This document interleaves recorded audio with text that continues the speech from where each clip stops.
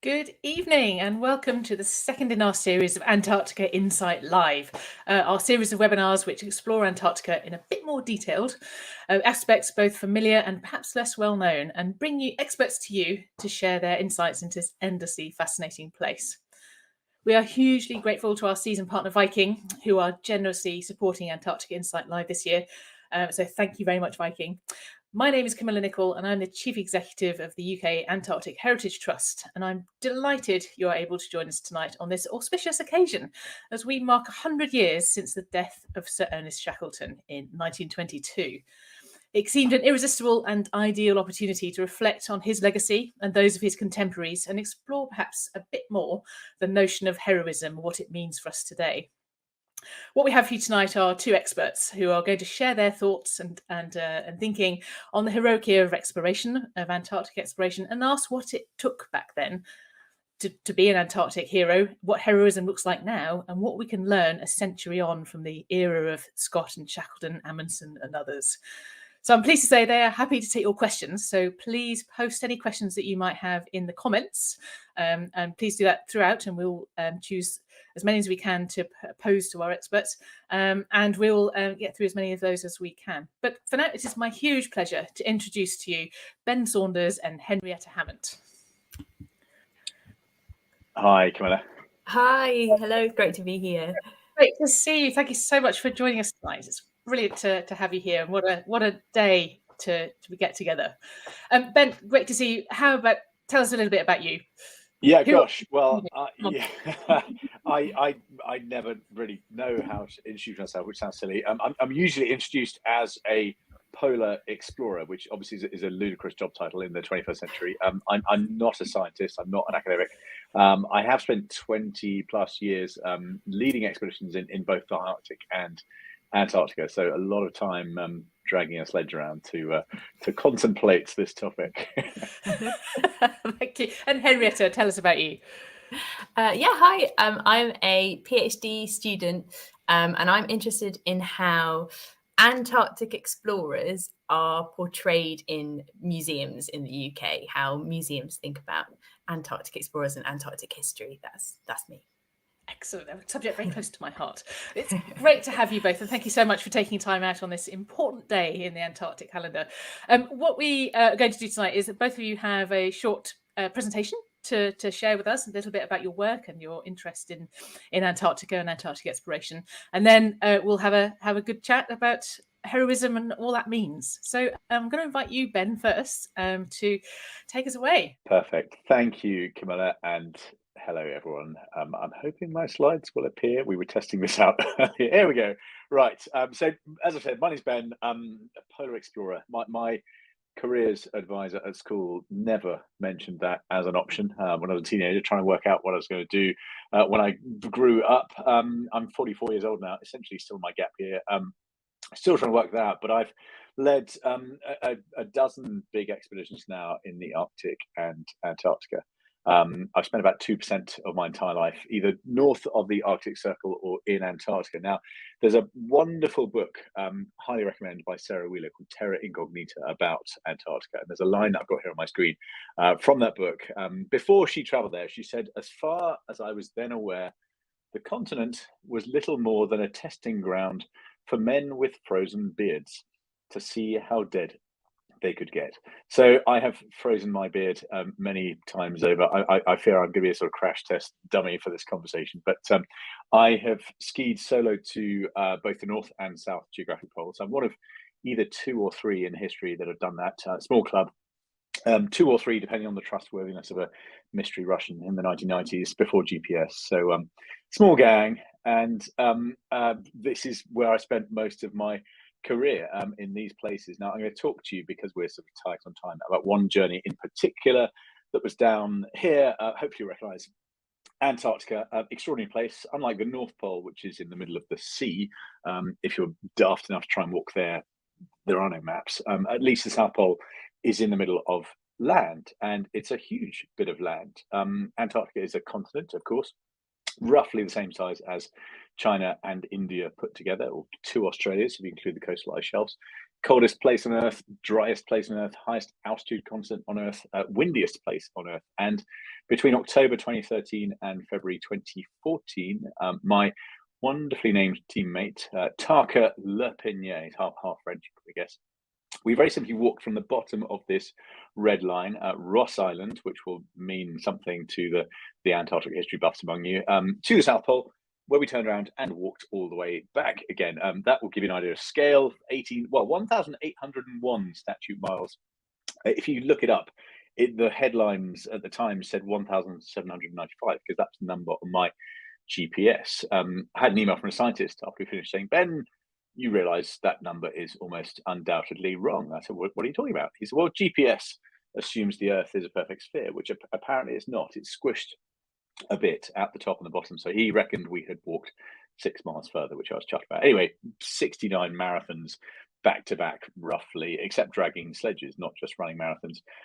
Best summed up, I think, by this Malaysian edition of Business Insider magazine. 2 explorers just completed a polar expedition that killed everyone the last time it was attempted. Now, my mum has never been that happy about the trajectory of my career path, and the precedent for this journey did not look great. Of the 9 people in history who'd ever attempted to walk to the South Pole and back to the coast of Antarctica, none of them had made it, and 5 had died in the process. And the last attempt, of course, was led by second from the left Captain Scott. You will all know the story, I'm sure. Arrived at the South Pole to see this flag on the far left, black and white, so you can't tell, but it's a Norwegian flag, beaten by a matter of weeks by Roald Amundsen and his men, who used dogs and dog sleds. Crucially, they weren't walking, unlike Scott and his team, and indeed Shackleton's Nimrod expedition a few years previously. And all 5 of these men died on the return leg of that journey in 1912. Now, the last 3 to die, including Captain Scott, had covered nearly 1,600 miles on foot in the toughest place on Earth. So, and that's a record that stood until Tarka and I finished our very long, very daft camping trip in 2014. So, to me, for years, it seemed extraordinary that the high watermark of sheer human endeavor, and let alone heroism and courage, but just purely as an athletic feat, it seemed extraordinary that every contemporary Antarctic expedition had been somehow shorter or easier than the journey made by these men. When Sir Ernest Shackleton and Dr. Mike Stroud did a sort of dogleg crossing of Antarctica in the 90s, that was 1,300 miles, so 300 miles shorter than the journey made by Scott and his team on the Terra Nova expedition. And to me, it was as if the marathon record or the Ironman triathlon record had been set in 1912 by someone smoking a pipe and wearing hobnail boots. And despite a century's worth of innovation, no one had raised that bar. Why was that? Because these people were, by our standards, so woefully ill-equipped. You can just about see in this image, they don't have zips on their jackets because zips hadn't been invented yet. They didn't have vacuum flasks, thermos flasks to keep hot drinks warm during the day because they hadn't been invented yet. So let alone GPS, aircraft, synthetic materials, freeze-dried food, vitamin pills, protein shakes, satellite phones, solar panels, lithium batteries, all of these extraordinary advantages that I enjoy in the 21st century. How come no one had finished that journey? So that's what we set out to do. Now, a few people said, why didn't you do it properly, Ben? Why don't you don't take a GPS, eat the same food, wear the same, sleep in a reindeer skin sleeping bag? I didn't entertain that thought for long, partly because if you look at Scott or Shackleton or Amundsen or Nansen, they were all using the best technology they could. So we were an emphatically 21st century project. Off we went, basically following the route that was pioneered by Shackleton on his Nimrod expedition. But both he and Scott and their respective teams traveled across the Ross Ice Shelf, which is about the same size as France, roughly, except unlike France, no hills, no valleys, no cheese, no wine, nothing at all. 28 days in a straight line. Our journey, we spent 108 nights down there, living in a tent, which was an interesting insight into what it must have been like, and I can come back to that in the questions later. Our journey took us up and down the Beardmore Glacier, discovered and named by Shackleton, of course, on his Nimrod expedition. Largest valley glacier on the planet. We didn't have much data to go on. This is Tarka sat on his sledge holding a 1965 US Geological Survey chart of this enormous glacier. It took us a week to get up it. Turns out he and I are the only living people to have walked all the way up and all the way down the Beardmore Glacier. And here's going back to Sarah Wheeler's words, us seeing how dead we could get. I lost 22 kilos in 3.5 months. Taka lost a bit more than that. So again, I can talk about the sort of misery and suffering later if you'd like me to indulge you. Heading back down the Beardmore, back across the Ross Ice Shelf, finally finished 108 days later. This is the finish line. That would have been exactly the same finish line for Scott or for Shackleton. There's what's called a working crack. So the ice, you can see the two sledges are on the ice. That's the edge of the Ross Ice Shelf, and the grey, rocky, rubbly shore is the shore of Ross Island. Captain Scott's hut, with Discovery Hut, is just over that ridge near McMurdo. People in black and orange are scientists from New Zealand. Scott Base is just down the coast of Ross Island. So that was it. We'd done it. We still hold the world record. It's on my downstairs, on the wall of the downstairs loo. Longest ever polar journey on foot. But that's my career in a nutshell. That's my last slide. I know there's loads I've missed out, but we're super tight on time. I've gone over the 5 minutes I promised, but hopefully that's a useful starter for 10 and a bit of food for thought and discussion later on. And Camilla, back to you. Thank you very much. Amazing. I mean, I'm freezing cold, hungry, and it's like exhausted just listening to that. So thank you so much. I'm really looking forward to exploring that a little bit more in due course. But can I bring Henrietta back to share your perspective on the heroic era of exploration? Great to have you. Sure. Oh, thank you very much. Thanks so much for having me, and thanks so much for that, Ben. That was amazing, and it's always great to hear about these things from someone who's actually been there rather than my just having been there a lot in books. So here we are, the Antarctic heroes. Now, my name is Henrietta Hammond. I'm just going to hope that my slides click on. Is that going to work? Oh, maybe some technical wizard. There we go. We'll sort that out for me. My name is Henrietta Hammond, and I am, as I said, currently studying for a PhD in the anthropology of heritage at the University of Reading. And anthropology can be a bit of a slippery, if you'll excuse the pun, subject to explain. But really it's about people and it's about culture. And anthropologists like to ask how people are the same and how they might be different around the world. And I am specifically a museum anthropologist, which means that I'm interested most of all in the people who work in, who volunteer at, who go to visit, and who are on display in museums. And in particular, as you might have guessed, I'm interested in polar museums and the way that they represent heroic age Antarctic explorers. Now, let's see if we can move to the next slide.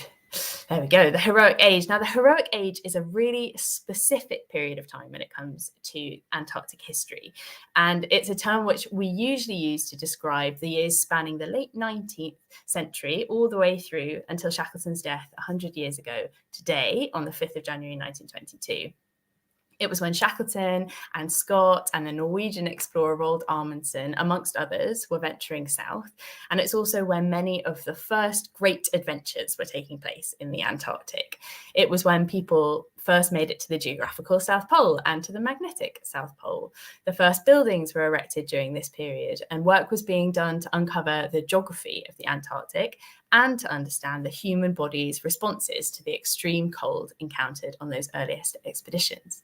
In short, there was a lot of real historical significance taking place in the Antarctic at this time. So this brings us to the first question. Here it is that I'd like to address in this talk, and that is, what did it take back then?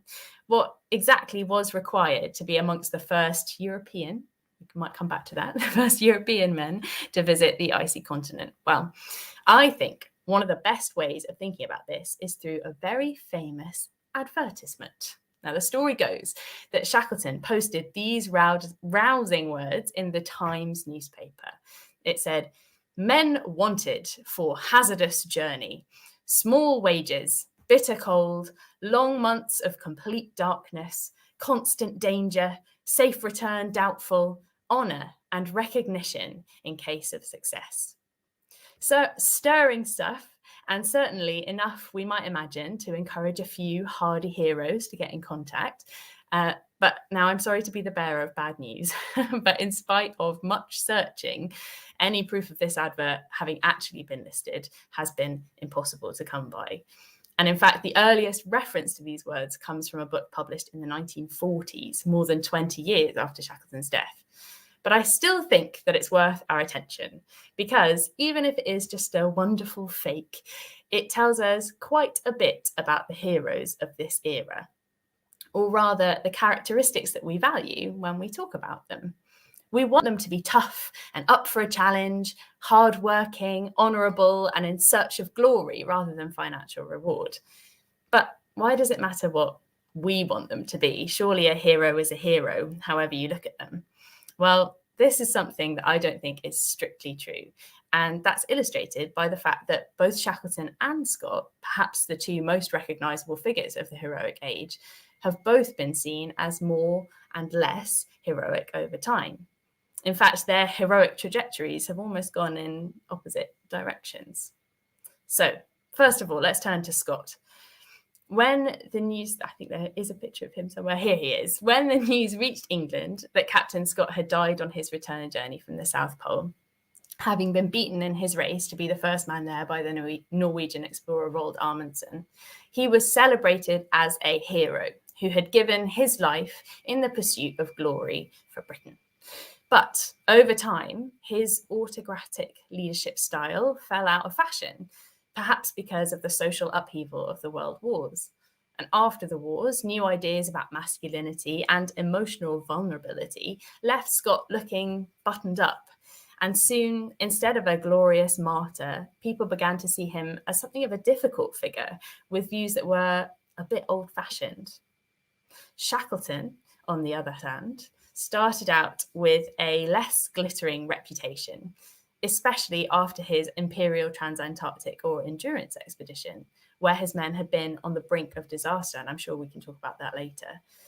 Yes, he did, spoiler, save them in the end, but as the expedition took place between 1914 and 1917, almost the whole timeline of the First World War, people wondered whether gallivanting around the Antarctic was really what he should have been doing at that moment, especially while plenty of seemingly ordinary men and women had proven themselves as heroes during the same period while staying much closer to home. After Shackleton's death, though, his leadership style, which had been so much more egalitarian than Scott's, came into fashion, and people from around the world even began trying to recreate his adventures. Slowly, he was thought of more and more favourably, with his reputation as a hero sitting all the more comfortably as a result. So, what does heroism look like now? Well, this is the fun bit, because if we understand that whether or not someone is a hero can actually change over time, then I think it might be possible to consciously shape our definition of a hero so that we can include a greater diversity of people. And I find this a really exciting idea because Antarctic museum collections, and in particular those related to the heroic age, seem to a lot of people to be inherently lacking in diversity. We have records of the people who ventured to the Antarctic at this time, which document that the vast majority were white, male Europeans. But just because women, people of colour, and to some extent LGBTQ plus individuals were not on the ships to Antarctica doesn't mean that they weren't actively involved, and often heavily involved, in the processes which made these expeditions both initially possible and later commemorated by the British public. To illustrate this, let me welcome you to the Polar Museum at the Scott Polar Research Institute in Cambridge. And this is the site of my fieldwork, most of my fieldwork. And I'm bringing you here because I think that the history of this place can tell us a lot about diversity and Antarctic heroes. Now, as I've mentioned, in 1912, Captain Scott's attempt to be the first man to reach the South Pole ended in tragedy, with his death and the deaths of the 4 men who accompanied him to the pole. And as a result, there was a national outpouring of grief, which was harnessed by the polar community in the UK to raise funds for what would become the Scott Polar Research Institute. And Scott's wife, Kathleen, was instrumental to the success of this endeavour. securing major funding from various streams, and even introducing the Institute's male founder to a host of contacts who would ultimately make the idea a reality. And once established, the Scott Polar Research Institute was designed to be a memorial to Scott and the men who died with him on their return from the South Pole, as well as a scientific base for data gathered in the polar regions to be processed and understood. It was also somewhere where future generations of polar explorers could come to learn about the poles by studying their predecessors' expeditions and their expedition kit. And much of the extensive learning collection required for this was donated by the wives and the female relatives of the explorers who had passed away on Scott's expedition. Now, these women understood the importance of these objects, both for other explorers and for the nation as a whole.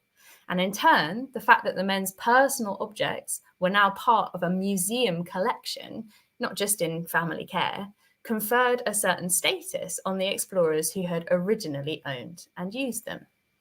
And once they were in the museum's collection, the objects were catalogued and cared for by a Miss W.M. Drake, whose work, though voluntary and largely overlooked, so much so, in fact, that I'm still yet to find out what her first name was, her work continued to produce these objects as worthy of care and of preservation.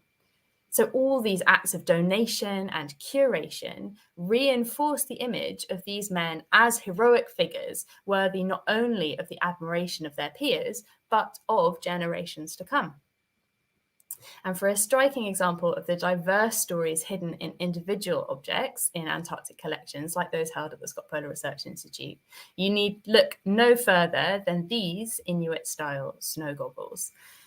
In the Antarctic, the sun's rays bouncing off the ice and snow can be so intensely bright that it can cause snow blindness, which is essentially sunburn for your eyes.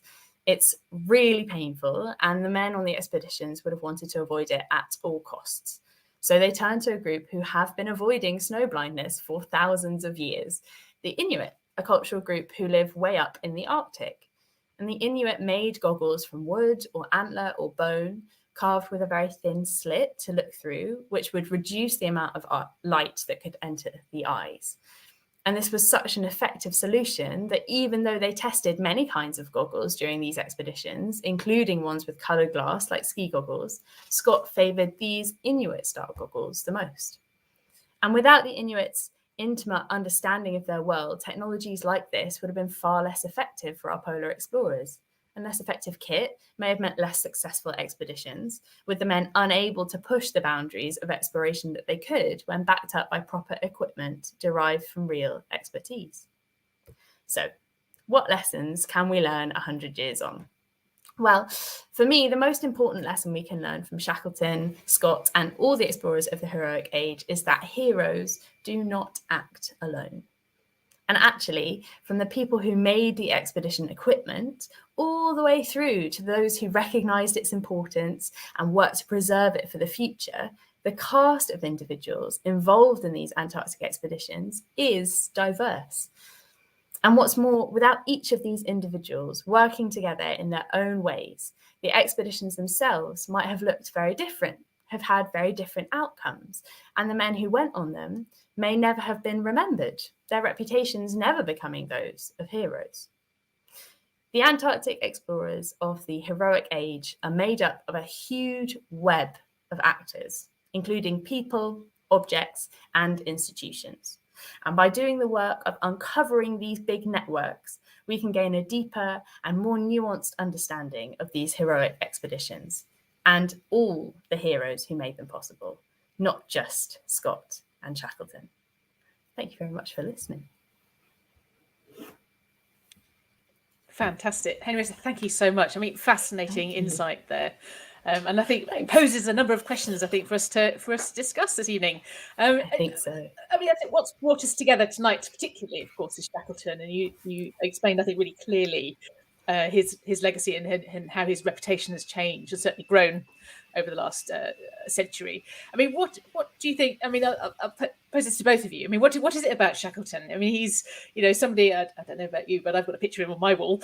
He's somebody that inspires a lot of us, and I suppose many of the people watching tonight, are here partly because of his reputation and his accomplishments. But what is it about him, his character, his accomplishments, his tragedy, his triumphs and failures, that it's made his legacy endure? And why? I mean, you touched on it before a little bit, Henrietta, about how his legacy has grown. People have appreciated it much more over the last, certainly the last half century. But what is it about him, do you think, that just sticks so effectively? Henrietta, I'll put that to you first, and then you. I think what is so great about Shackleton and what makes him so lovable, so likable, is that he's just such a human being. He is kind of fallible, and he doesn't get everything right, and he did end up when he was on the Endurance expedition, he made a series of amazing decisions which led the men to end up at Elephant Island, and then he was able to get them to South Georgia, and he made all these great impacts in kind of Antarctic exploration and Antarctic history. But at the same time, he's just a man. And I was thinking about this earlier because actually, one of the things that I like most about Shackleton is the idea that he went on the very first Antarctic expedition that he went on, the Discovery, which was led by Scott, because basically he wanted to impress his girlfriend's father. It was like he kind of wanted to look cool for his father-in-law, and he thought that would be a good way of doing it. He wasn't really that interested in the Antarctic itself, but he just thought that it would make him someone who was worthy of Emily Dorman. And I think that's something that we really like about him, that we can kind of appreciate his humanity, because he has all these very kind of human moments, and you can understand him, I think, quite easily, even through the histories that have made it this far to us. I totally agree with that. I think there's a real human being there, that, and it gives less distance, I think, between us and him in that respect. And I think, not least because he gives a great quote, and actually speaks a lot to what we think, what the things we wrestle with today, I think. I mean, Ben, what about you? What is it about Shackleton? Gosh, good question. Personally, I think for a long time I sort of felt this weird affinity, because I saw myself, correctly or incorrectly, as an underdog as well. And of course, Scott got all the institutional backing from the Royal Geographical Society. They gave Shackleton a token, bit of support, but he had to go out and find his own sponsors and backers, and corporate sponsors and private benefactors, and these were mega expensive projects, to organise. So he was an entrepreneur. He was clearly extraordinarily determined, not just in the sort of epic story of what happened on his endurance expedition, but even just getting these things off the ground. And even in the 21st century with aeroplanes, and it's a fraction of the expense of buying your own ship and having to put a huge crew together for 3 years. But that's been the biggest challenge for me, and I can't imagine the scale of the challenge back then. And I think Shackleton also was, I called him an entrepreneur. I think he was ahead of his time in that he understood what we'd now call PR. I think Shackleton would have loved Instagram. Scott would have hated it. He was, he was clearly a brilliant storyteller. He knew how to sort of bring this place to life to people that were never ever going to get to visit it. So a whole lot of things. I mean, I'm glad. I mean, the comments are bubbling away. I'm glad a few people have flagged the Ross Sea party, because I think the sort of myth of Shackleton is that he's a hero because he brought all his men back alive, and that's not entirely true.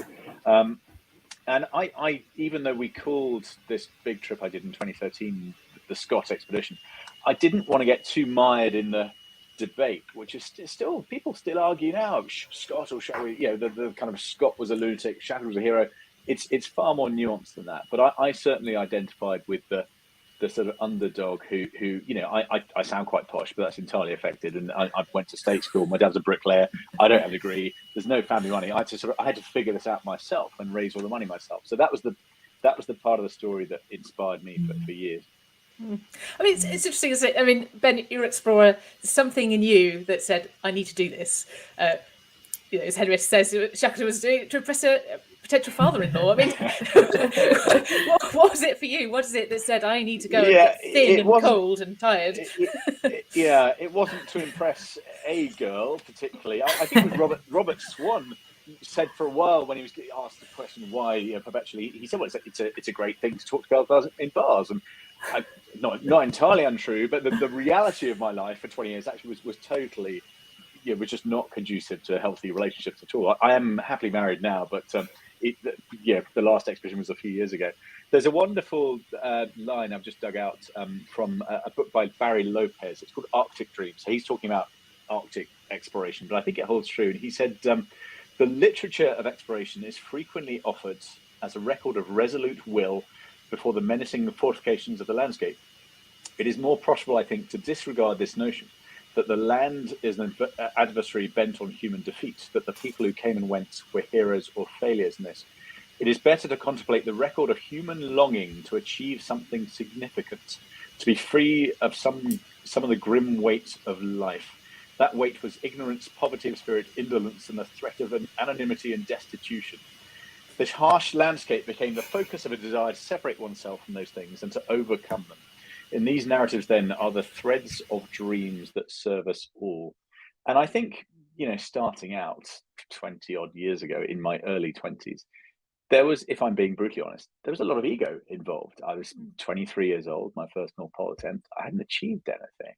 And I wanted to, and I think utterly naively thought back then that if I did something impressive enough and enough people said positive things about what I'd done, then I'd be happy. And I learned the very hard way that doesn't work out that way. And I have a very conflicted relationship with sort of celebrity these days. And I think I'm becoming sort of more and more private as I get older. But certainly 20 odd years ago, 2001, my first North Pole attempt, it was ego. I wanted to do something that I thought might be impressive. And I wanted to test myself and challenge myself. And I saw these places, the polar regions, as the sort of amphitheatre to go and do that in.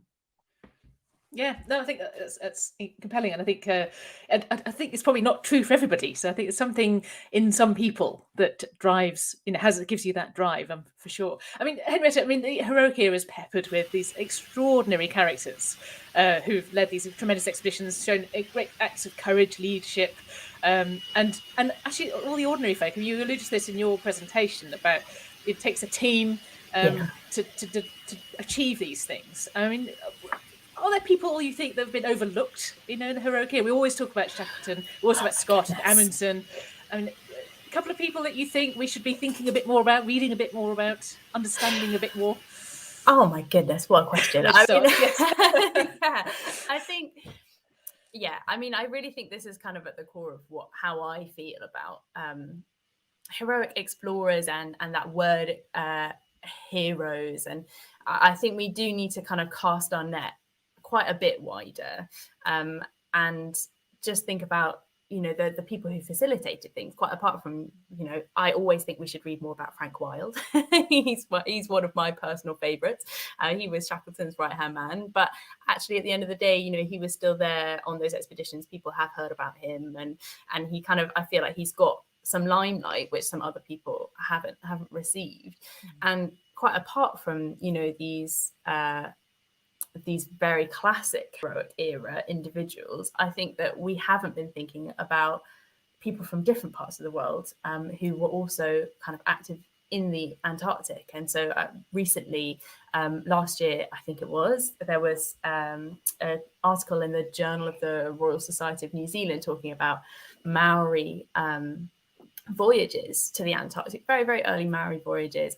And that knowledge had been passed down through oral traditions, and they were suggesting that maybe the first voyages from the South Island had taken place in kind of the 7th century, and that information had come through carving and weaving, and so there's a whole kind of a completely different way of looking at the Antarctic there, which we're missing. And equally, there's evidence for people coming across from Chile, and so I think as well as looking at our very much Eurocentric in some ways view of the Antarctic, we have scope to include these other people who'd already been. But also there are Indigenous people, people of colour, there are women, there are all sorts of different groups who were involved in those very specific trips to the Antarctic. So I think we have got a really nice picture behind the scenes of someone wearing a pair of Finnesco boots which I've specifically asked so that I could show you them, because I think they're fantastic. They're those boots on the right hand side there with the lovely turned up toe, and these are they're an indigenous technology from the Arctic, so literally the other side of the world to the Antarctic. And here they are in, I think this is Scott's hut for the Terra Nova expedition, and they're wearing them because they work. I mean, there's no two ways about it. The reason for including these technologies is because they were simply the best thing to use in a cold climate like this.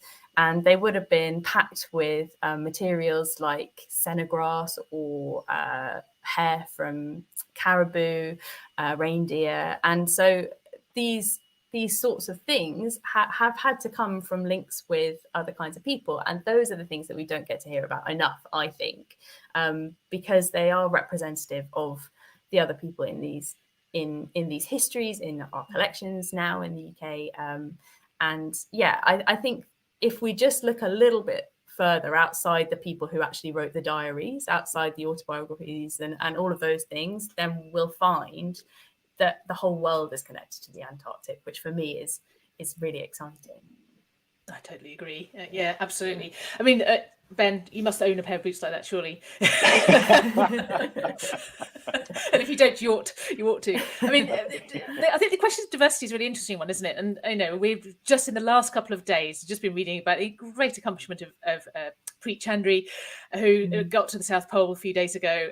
Remarkable solo effort, and the first woman of colour, of course, to make that journey.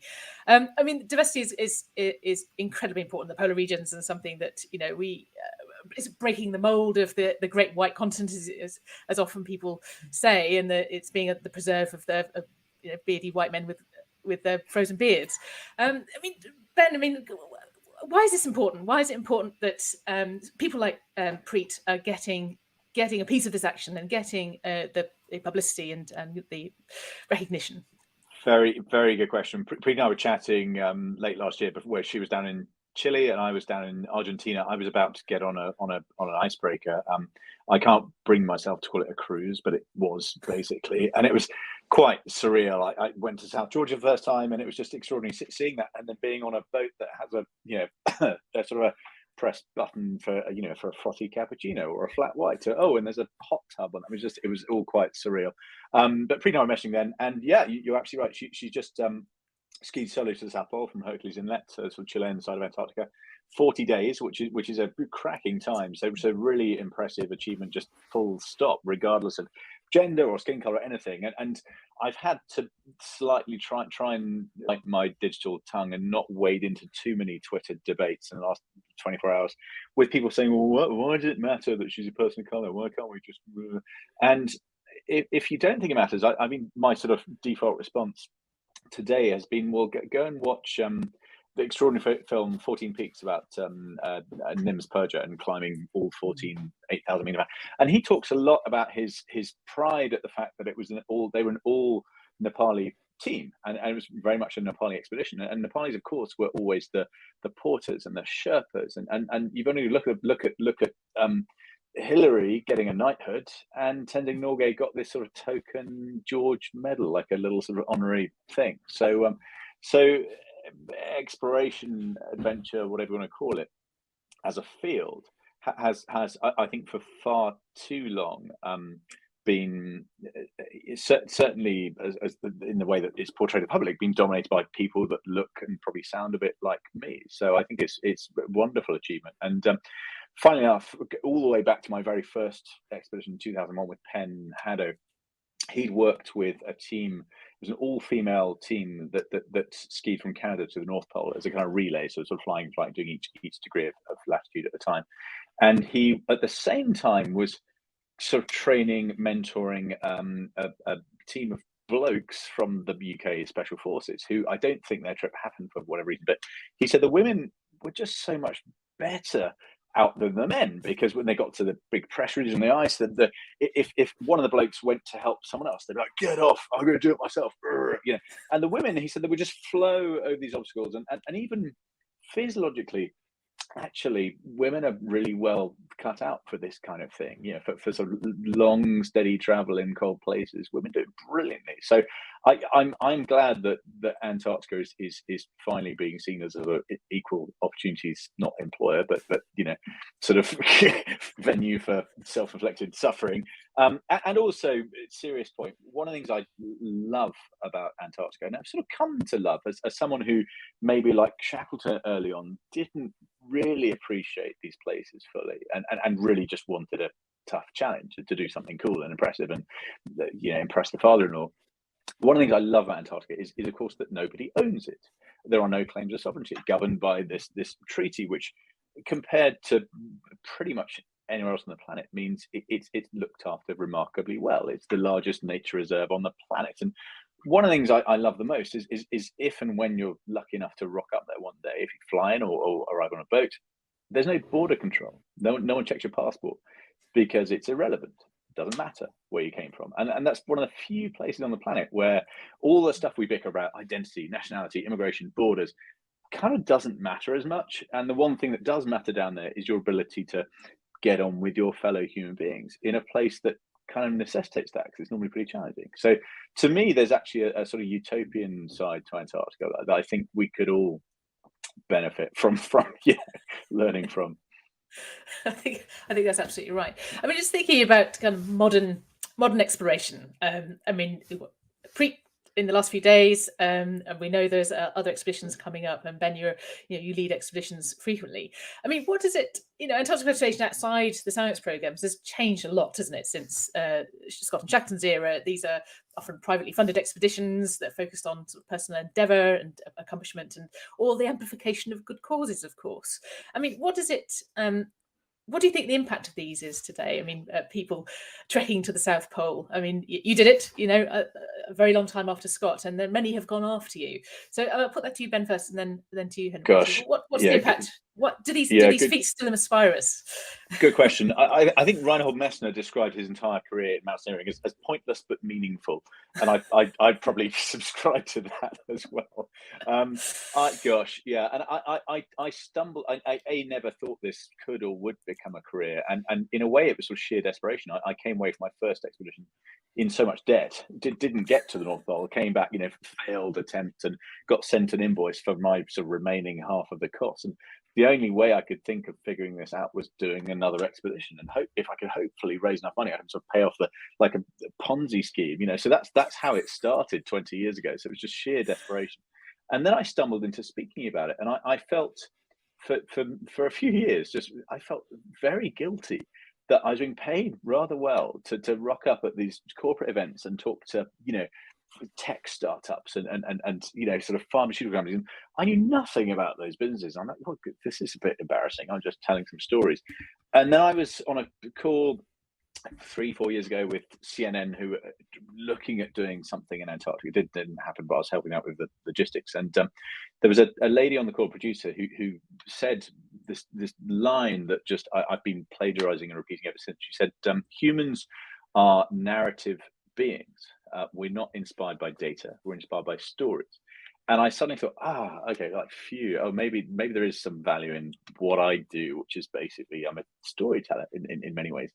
And for me, I think, and certainly a big part of what I'm focused on in the future is storytelling. And I it's how do you bring this place to life? How do you tell a story that is sort of compelling and inspiring to people that are almost certainly never going to get to visit it? And that there is so much data coming out of Antarctic climate science, particularly, that is deeply alarming. And yet, how do you contextualize that? And I was trying to get my head around this a while ago.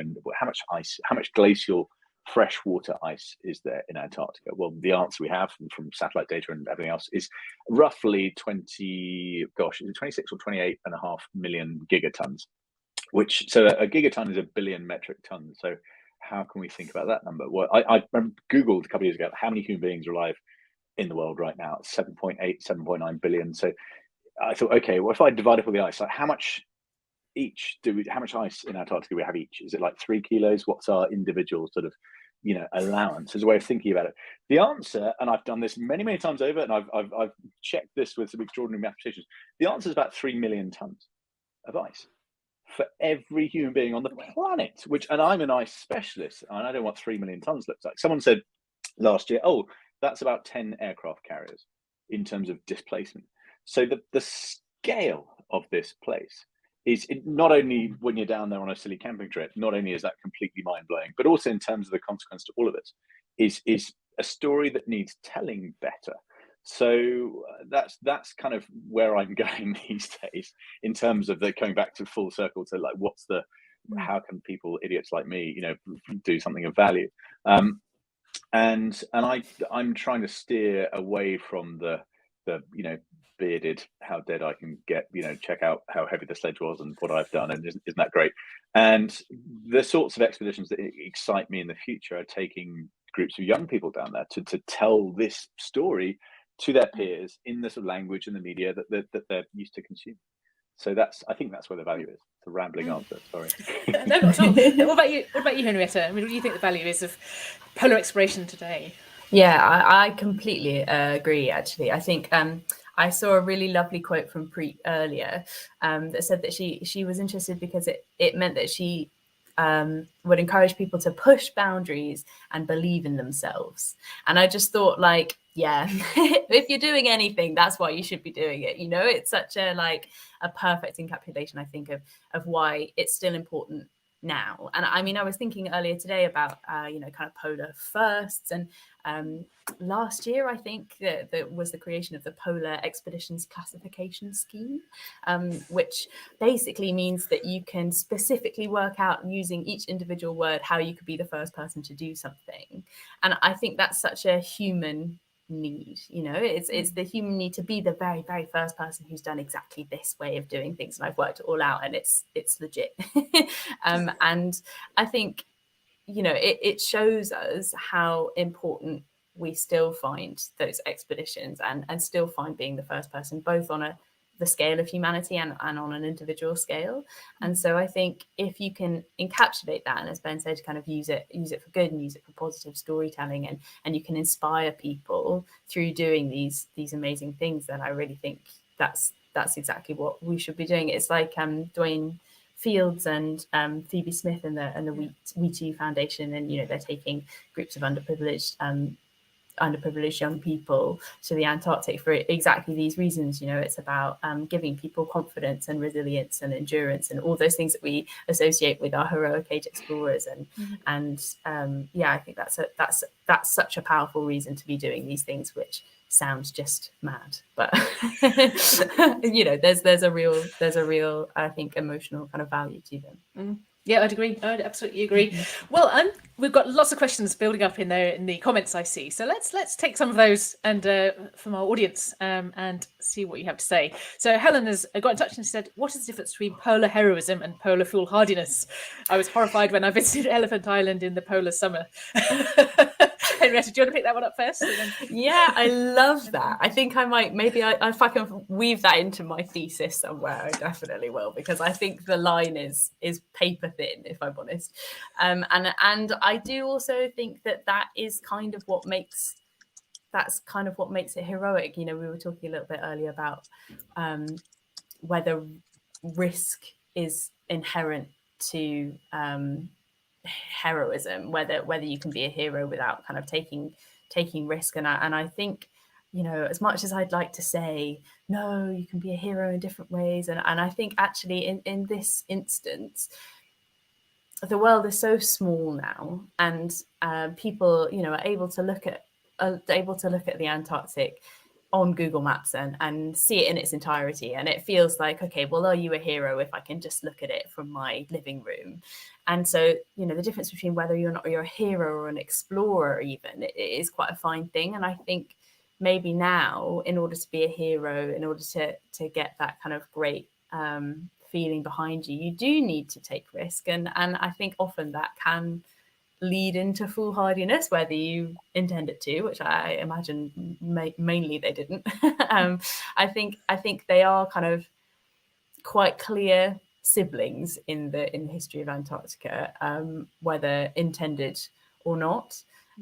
But yeah, I think that's such a great question, and absolutely, the more you find out about it, and the more you think about Shackleton on his we have a picture, I think, of the James Caird. The more you think about Shackleton on this for 800 miles, the more you think, maybe foolhardiness was the thing. So yeah, I think they're closer than comfortable. I think that's right, isn't it? I mean, Ben, failure is just a hair's breadth from triumph, isn't it? We've seen it over and over in heroic heroes, but also more recently. I mean, what's your take on that? Where's the line drawn between heroism and foolhardiness? Yeah, it's a very good question. I don't really have a glib answer, sadly. I forget the philosopher. Somebody said something wonderful that almost everything we do is ludicrous to somebody somewhere. I in a sense, my entire career is sort of indefensible on that front. Utterly pointless. I didn't discover any poles. I just got cold and hungry and tired and exhausted and was sort of showing off in a way. But I mean, going back to the preach thing, I hope that there was some value. For years, I thought, well, I've got to raise money for a charity. I've got to sort of give it some sort of validation somehow. And I was thinking about Ellen MacArthur, who inspired me enormously, particularly wanting to do solo expeditions early on, and as someone who proved, she proved undoubtedly that risky solo, dangerous things actually could be really good things for sponsors to do. So that helped me enormously. But I often think about Ellen MacArthur's feats as an explorer, as an absolute pioneer in her field, and the work that she does now with her foundation, like which has inspired more people. Actually, it's probably 50-50. Like her sailing career was in some ways, I mean, if selfish is the right word, but it took me a long time to realize the impact what I was doing was having on the people that cared about my mum particularly.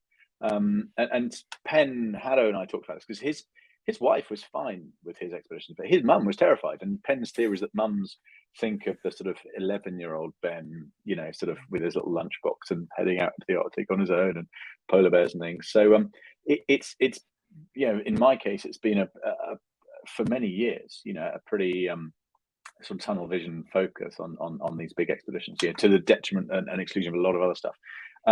Navigating that boundary between being, I always wanted to try to, once I figured out I could do it, and I could sort of come home without losing any fingers and not dying, and once I figured out I could cope out there, then the exciting thing was, okay, well, what can I do? How can I raise the bar here? How can I sort of chip away at the limits of this field that's excited me and inspired me since I was a kid?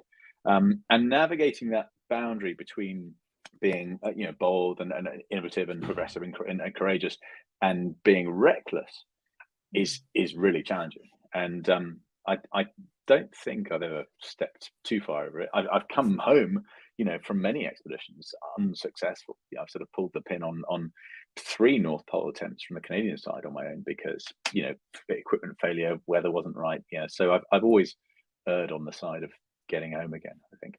And I suppose getting back to Shackleton, it's knowing when to stop, when to turn around, when to, chuck in the towel on the great goal and go home. I think.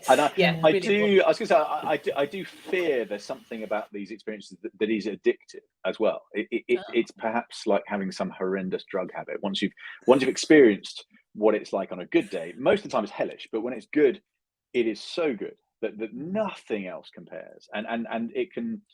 Certainly did in my life for years. It can consume all the money you can get your hands on, ruin every relationship you ever had, just to make you utterly unemployable.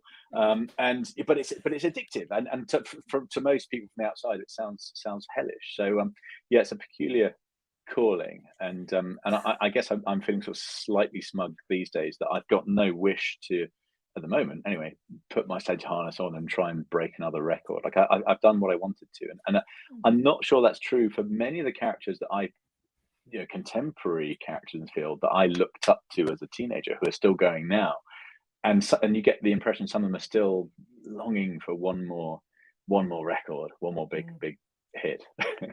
Indeed. Okay, let's take another question. Okay. Dr. Heaney says, what influence do you think the photographs they brought back of particularly the Endurance expedition fueled the power of the stories upon their return? Henrietta, do you want to take this one?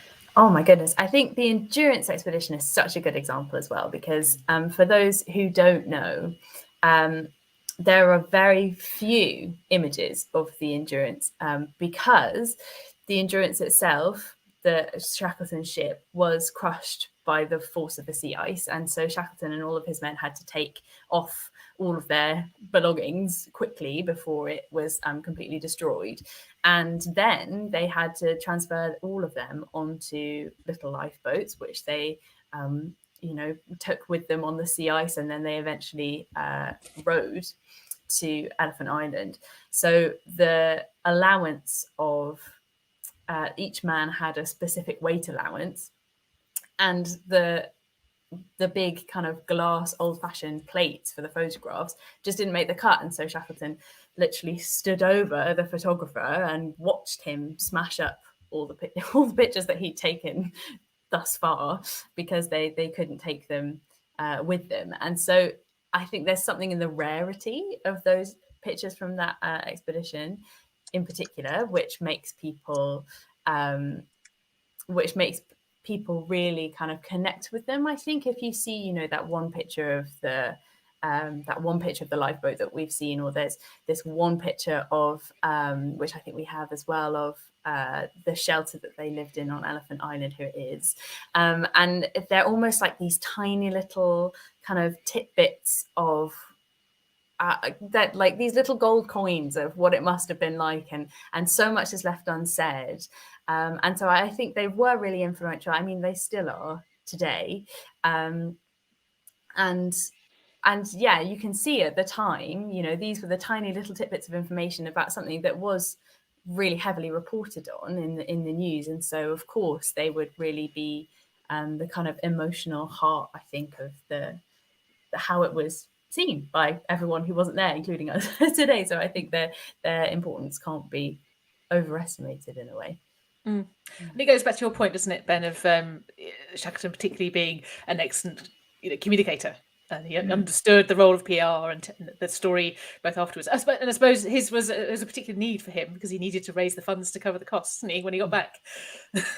Absolutely. Yeah, I got slated a few years ago. I put a sort of photo of a Land Rover, we're a big expedition sponsor, and I put on Instagram, or I don't know, Twitter or something, and a picture of a new car, because I was committed to doing that, and I got a load of flack saying, "Oh, Explorers, now you've sold out." Somebody emailed me a photo. I can't remember if it was from the Nimrod expedition. They took a car down because William Beardmore, they named the glacier after, had a business making cars, and they took one down there just for a photo shoot. Like it didn't even work in Antarctica. So kind of, it's maybe it hasn't changed all that much. And you're absolutely right. I mean, Shackleton had sponsor commitments in the way that I do these days.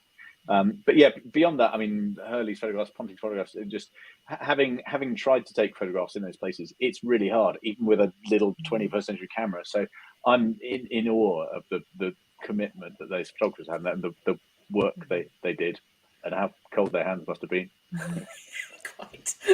On a little side note to that, I just remembered that we have another fantastic photograph that I really want you to see, which is of Clissold making some bread on the Terra Nova expedition. And I think this is such a nice example of how dangerous life was, because here he is making bread, seemingly very safe in his little hut with all of his tins and things, but actually Clissold was sent home for the second kind of season of this expedition because Ponting had asked him to pose for a photograph on an iceberg, and he'd slipped and given himself concussion, and so he had to go home. And so I really think it's like kind of symptomatic of how just dangerous it was for everybody. Even this seemingly cozy little domestic scene, it really, it was the Antarctic, and it was and it is a dangerous place to live day-to-day life. I also love the reminder of how young most of them were. He looks like a cool dude. That could have been in a trendy cafe in the Shoreditch somewhere. They were young. It was an adventure. Making his sourdough, yes, indeed. I love that he brought his baker's hat. That's wonderful. Okay, essential. Absolutely, yes. Okay, another question. So Ken, written in, given the point about heroes needing teams to be heroic, how does someone who didn't have a team of supporters like John Ray from Orkney figure in the annals of polar heroism? Is this one, Henrietta, do you want to pick this one?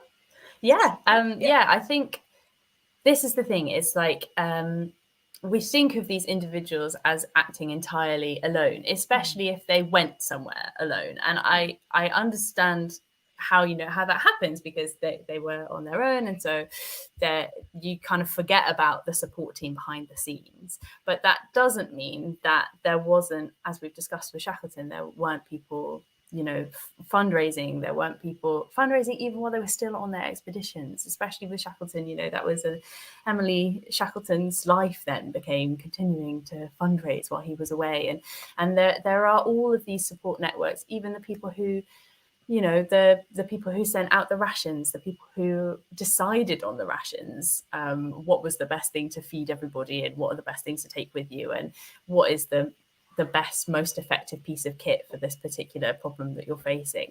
Even if the actual expedition is a solo expedition, there's a huge cast of players, and so that is, I think, what we can look at, and that is what will make these histories more interesting, by including these other people who don't get their namesakes or the history books in quite the same way. I'd agree. Any comment from you, Ben, on this one? No, I was thought that popped into my head, and I'm ashamed to say I don't know an awful lot about John Ray. Tom Crean is the other story that sort of, as someone who, I mean, served is the right word, served with, Scott and Shackleton. But I gave a talk for Christmas to a primary school just down the road from us, and I love talking to schools. You get the best questions, and what is like 9-year-old kid? He said, he put his hand out. He said, "Do you have any regrets?" And I thought, "Gosh, wow, okay." And the only thing I could think of really was that I hadn't done a better job of recognizing and celebrating like the huge team of people that had helped me do every single one of these expeditions. And the Scott expedition alone, we had 12 people working full time as a business. I'd sort of inadvertently become the CEO of this weird thing where I was the boss, but I was also the product as well. And beyond that, dozens and dozens of sort of volunteers and people, giving up their time and their wisdom for nothing. So I think as Henrietta made the point that the paradox of a solo expedition, for me, having done some big trips on my own, the weird thing is that the more physically isolated you are, the more absolutely reliant you are on the people in the background. You're trusting them with your life. So yeah, remote working is something I've done a bit of, but the team is it's vital.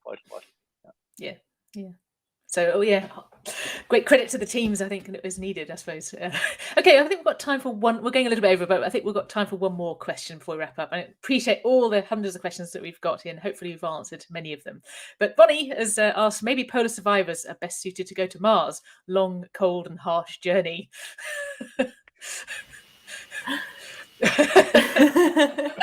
Ben, you fancy a trip to Mars? A one-way ticket? Yeah, maybe 10 years ago I probably was signed up. I was married now. Maybe I'm just getting old and lazy. I'm settled down in a house in Gloucestershire. 2 dogs. I think it would appeal to me. Again, a sort of slightly more serious point. I think Antarctica is a really interesting, and I'm a huge geek. I think I was inspired as much as a kid by science fiction, and indeed by when I was growing up, it's the sort of shuttle missions and then building the space station. I loved that stuff. So I think I was probably a frustrated astronaut, and to me the polar regions were a relatively low budget way of perhaps experiencing what it might be like on a different planet. And I still think that's true. And actually I think Antarctica is a really, really interesting test bed, for want of a better word, for the if people are going to get to Mars one day and survive Mars. Well, winter in Antarctica, 24-hour darkness, -60, -70, -80 ambient air temperatures, pretty good place to train and prepare and also test and prove the sort of technology we're going to need. So I think as well as clearly we're sort of looking back at Edwardian heroic age. But I think looking forwards, Antarctica metaphorically is a really interesting launchpad to other planets. A lot of synergies, aren't there, I think, between space exploration and Antarctic exploration. I mean, historically, Henrietta, do you think, that these things really just chime? Yeah, definitely. I was just kind of amusing myself by wondering whether Shackleton would like to go to Mars. And I think I've decided that he probably wouldn't, because he'd like to come home and tell everyone how good he was. Maybe the moon. Yeah, maybe that's the difference. Yeah, maybe the moon. Brilliant. Well, ours, it's definitely up, but I want to say thank you to you both. But my final question to each of you is what's the future for heroism in Antarctica? So Henrietta, what do you think? What are we looking forward to, do you think, in terms of heroism? Is it still a thing? I think so. And I think that what I really feel about heroism is that it changes dependent on the people who are looking at heroes.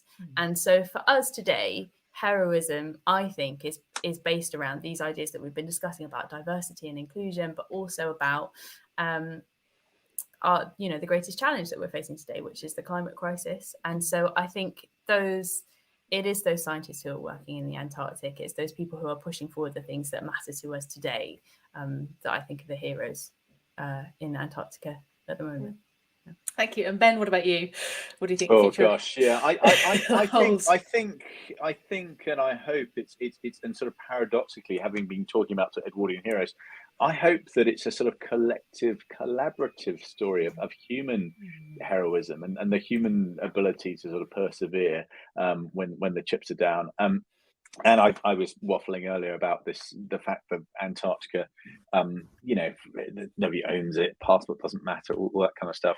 But oh gosh, I completely lost my thread. But yeah, that's what I hope, that we can all learn from this place, and from the way, in many ways, Antarctica doesn't care who you are, where you came from, where you're born, how much money you've got. It's in some ways desperately harsh, but in other ways, it's the ultimate sort of equalizer of humans, and so reminds us all that we're all sharing the same planet. We're all we're all still fighting about the wrong stuff. Like we talk about equality, diversity. Like there's demonstrably less genetic diversity in the entire human race than in chimpanzees. So we all share common ancestors.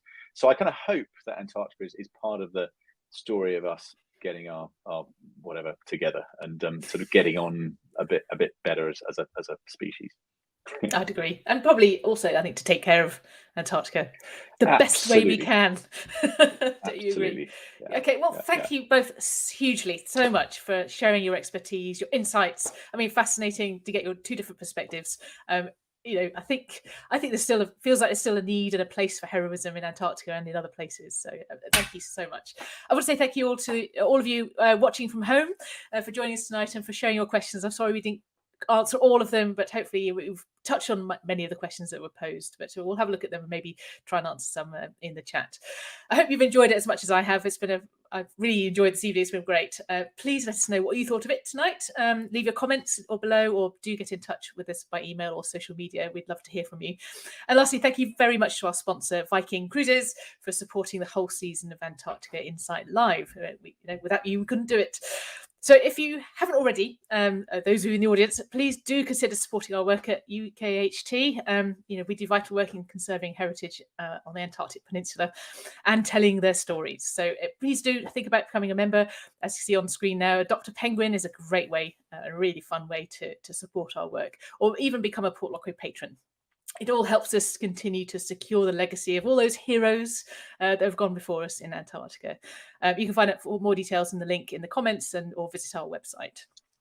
So just looking ahead, this is the second in our programme of 6 webinars of Antarctica Insight Live. And our next one will be on the 31st of January, when we'll be delving into geopolitics and considering the future of the Antarctic Treaty, which has been in law for 60 years. So we're privileged to have Professor Klaus Dodds will be with us, and he'll be in conversation with Sumit Paul Chowdhury, exploring those first 60 years of the treaty and what its future might contain. So it really will be a fascinating conversation. So please join us for that. You can sign up from the link in the chat. I'm hoping that's being posted now. Or please do go to our website. But for now, thank you everybody for making such an enjoyable evening, and I look forward very much to seeing you at the next Antarctica Insight Live. Thank you and good night. Bye.